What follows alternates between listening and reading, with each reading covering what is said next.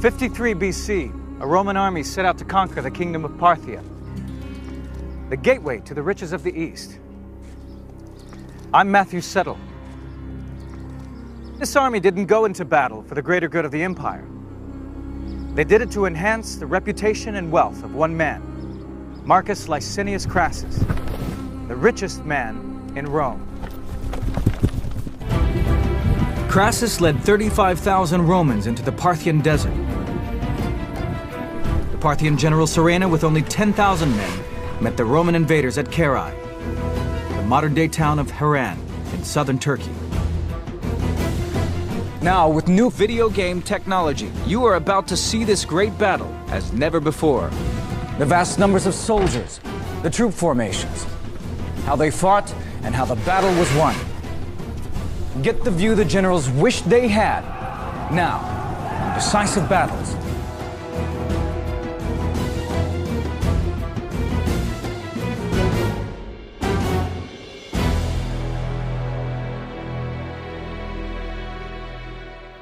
In 60 BC, all power in Rome was shared between three men: Julius Caesar, Pompey the Great, and Marcus Crassus. This arrangement was designed to control their individual ambition and stop Rome from falling into civil war. Crassus was by far the richest, but at 60, he was also the oldest. Crassus certainly was old, and we're told looked older at the time of the campaign, around 60 years old, but he still wanted to make an impression. Crassus really was the boy left behind. He did not have the sort of military reputation that he wanted, that he craved. He wanted to be the first citizen in Rome, and to do that, he needed victories. The real glory belonged to Caesar and Pompey. Their military exploits had made them the heroes of the Roman population. But while Caesar and Pompey had been campaigning, Crassus had been getting richer. He was Rome's biggest real estate developer, with a unique way of doing business.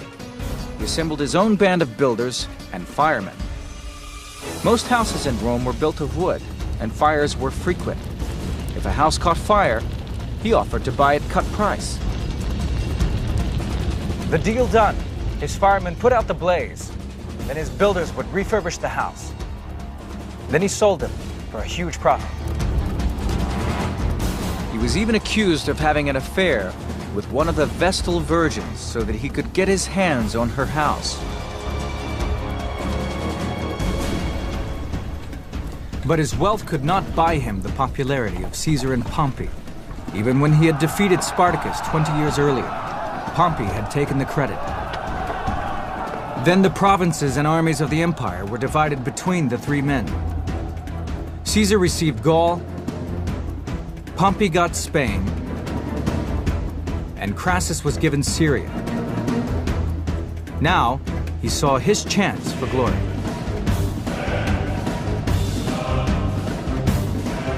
Crassus decided to win acclaim by expanding the empire eastwards into Parthia, then India, and as far as China and to what the Romans called the Outer Sea. The fact that Parthia had a peace treaty with Rome was conveniently ignored. Crassus saw Parthia as an opportunity, as a political opportunity, as a financial opportunity. He was governor of Syria. He, of course, could protect Roman Syria against any threats, and he used that as an opportunity to invade Parthia. In 54 BC, he arrived in Syria. Crassus had always joked, a man doesn't have enough money till he can buy an army and still have some left over. Now he would put his money where his mouth was. He recruited 7 legions, 4,000 light infantry, and another 4,000 cavalry, a total of over 35,000 men. His son Publius, who was serving with Caesar in Gaul, arrived to lead the cavalry. In the summer of 54 BC, he crossed the Euphrates and entered Parthia. Parthian king sent ambassadors and offered to let him return to Rome in peace. Crassus replied he would conquer their country. Well, the ambassadors laughed and said that hair would grow on their palms or their hands before that would happen. None of this deterred Crassus. The king of Armenia offered his help on the condition that the army marched through the mountains of the north. But Crassus's plan was to go by the shortest route, straight across the desert. He turned down the offer, and the king and his cavalry rode off. Crassus led his legions on into the arid landscape. It was burning hot. They knew that somewhere out there in the haze was the Parthian army. The Parthians were very, very different from the Roman Empire, almost the antithesis. The Parthians were a much more feudal type empire. They were based almost entirely on horsemen. The Parthian army was designed to operate in the wide open spaces of the desert. It would not seek a head-on clash with the legions. That would be playing the Romans at their own game. The Parthians were horse soldiers. Most were mounted archers who fired from horseback. These people were the masters of maneuver.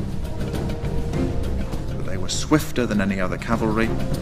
They could fire their weapons at a gallop, not only galloping towards the enemy, but also, even as they galloped away from the enemy, they would turn round and they would fire back over the hindquarters of the horse. And this, of course, is immortalized as the famous Parthian shot.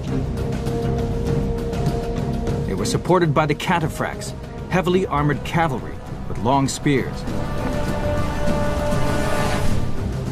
The army was led by Serena, a young general in his late 20s. He had 10,000 archers and cavalrymen, and his baggage train contained hundreds of camels, loaded with bundles of spare arrows. The Roman army was tired and thirsty and low on supplies, but Crassus remained confident. While he was expecting to run into a Parthian advanced guard at any minute, he believed the main battle was still some days away. But as he arrived near the city of Carrhae, his scouts told him that the Parthian army was approaching. Crassus was shocked by the news and immediately began to organize his troops into a defensive formation. His general Cassius suggested the legions form a long line to avoid being outflanked. At first Crassus agreed, but then he ordered them into a hollow square which could be defended against an attack from any direction. On each side he placed a wing of cavalry and infantry. One wing was commanded by his general, Cassius, the other by his own son, Publius. Crassus had risked everything to become a battlefield hero and win the riches of the East. Now only death or glory awaited him. 53 BC. Crassus has led 7 legions deep into the Asian desert. He wants to be another Alexander the Great and march into India. But at Carrhae, the Parthian army stands in his way.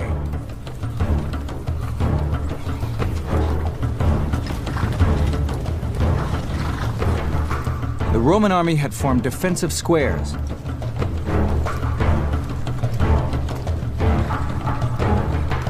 Most of the officers now wanted to rest their troops until the following morning, but Crassus's son Publius was eager to fight the enemy. Crassus agreed and urged his army on. His soldiers would have to eat and drink while on the march. Eventually, the Parthians came into view. From a distance, they appeared a ragtag bunch. There was little about them that inspired terror. This was because Serena had ordered his cavalry to cover up their armor with blankets and animal skins. Then, as they came close, he gave the order to throw off the covers.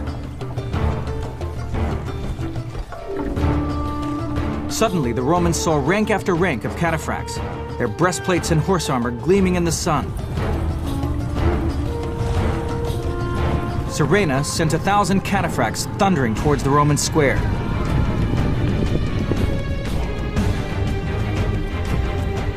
this was exactly the kind of situation the Romans trained for.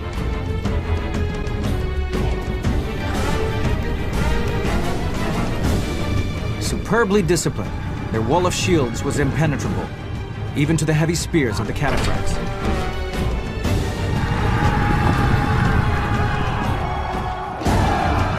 Surena realized that the brute force of his heavy cavalry was not going to break down the Roman defenses.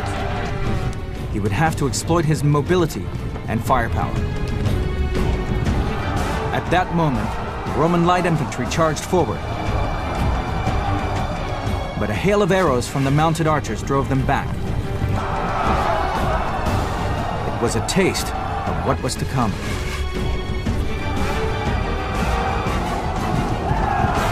What happened next was like a scene from a western. Thousands of Parthian horse archers began to surround the square, pouring thousands of arrows into the densely packed ranks. They used the composite bow. The composite bow in the right hands is a powerful weapon. It's made of different layered materials, like wood, horn, and sinew. This gives it more elasticity, which means that it can store more energy when pulled back. Its normal range is around 220 yards, but experiments have shown that in expert hands it can be fired to around 440 yards. The arrows penetrated everything, punching through armor and shields. Hundreds of Romans fell.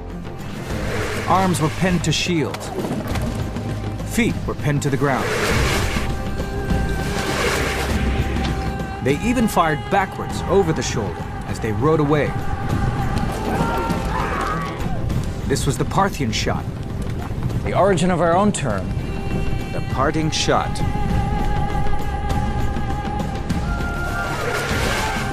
But the bulk of the Romans were still unscathed, sheltering behind and beneath their large shields. Crassus knew that if the square held, the Parthians would soon run out of arrows. This was the problem with archers. They could play a key role in battle, but would eventually run out of ammunition.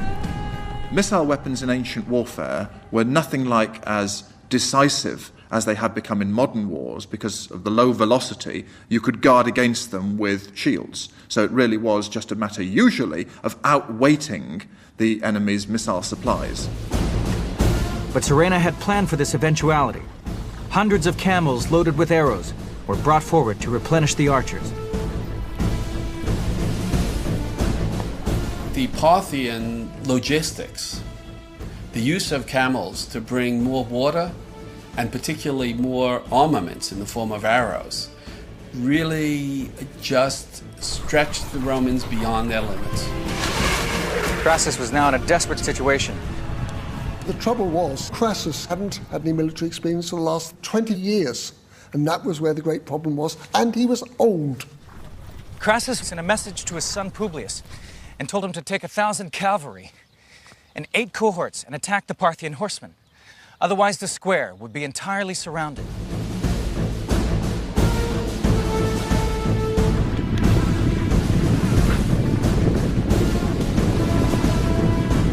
When Publius advanced, the Parthians turned and ran. The Romans charged after them. Crassus and Publius thought they had the enemy on the run, but they were in for a dreadful shock. 53 BC. Crassus, the richest man in Rome, has invaded Parthia. He needs a quick victory to increase his political power back home. His son Publius has driven off the Parthian attack. Publius kept up the pursuit, but when the Parthians were some distance from the main battle, the horse archers halted. Then they were joined by the cataphracts who attacked the Romans from the front. The lightly armored Roman cavalry was cut apart by the heavy spears, while the archers rode around firing arrows from both sides. Publius was wounded. He and the other survivors were driven back to a small hill where they made a last stand under the hail of arrows.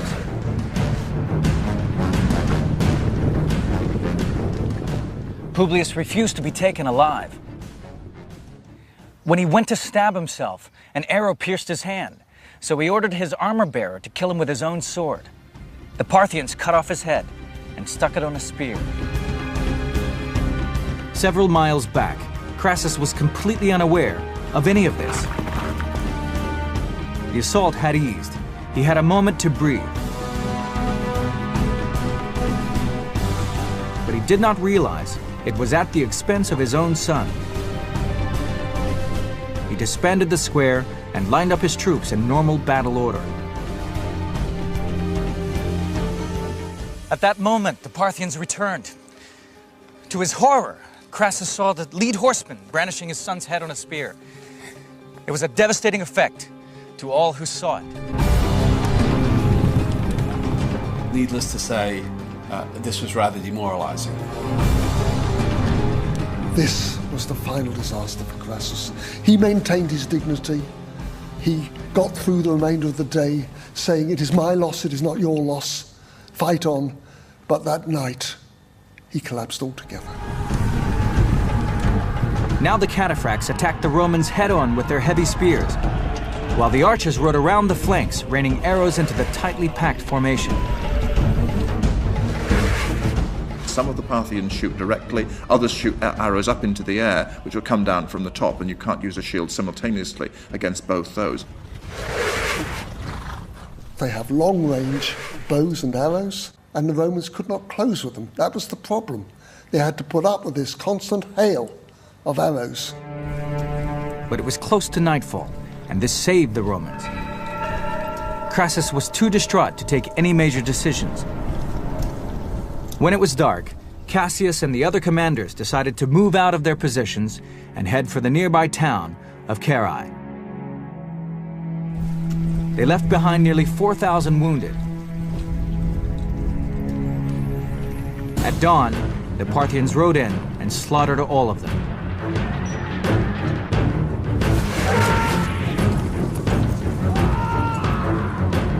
Then the Parthians marched to Carrhae. Carrhae is not a big place. There's a large army now crammed within its walls. It's not provisioned for a siege. If the Romans simply stay there, then they're going to run out of food. They have to break away to real safety, which is actually up in the mountains, back in Roman territory. So once again, when the darkness fell, they moved out. But they had gone no distance before they came under attack again.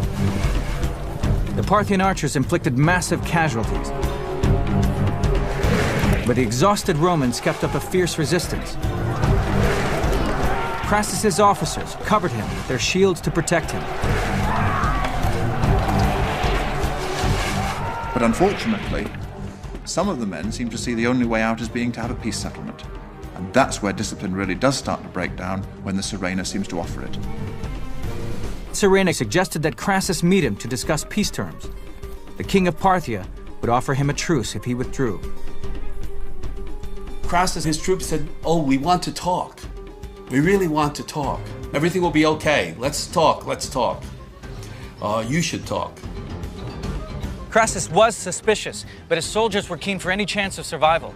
The Parthians offered him a horse, and as he mounted it, a scuffle broke out between Surena's officers and his own.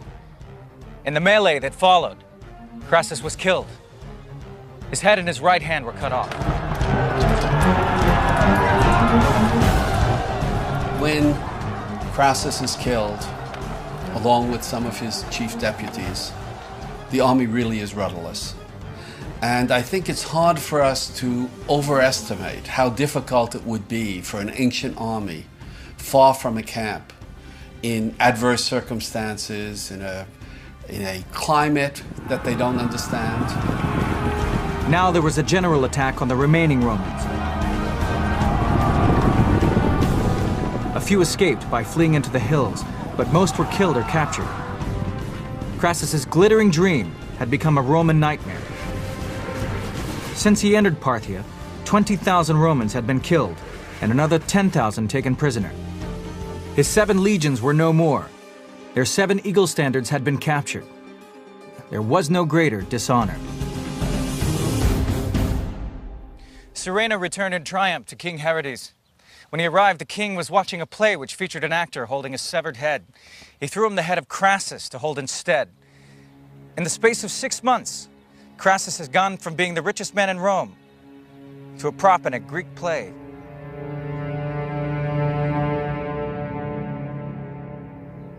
Serena didn't live long enough to enjoy his triumph.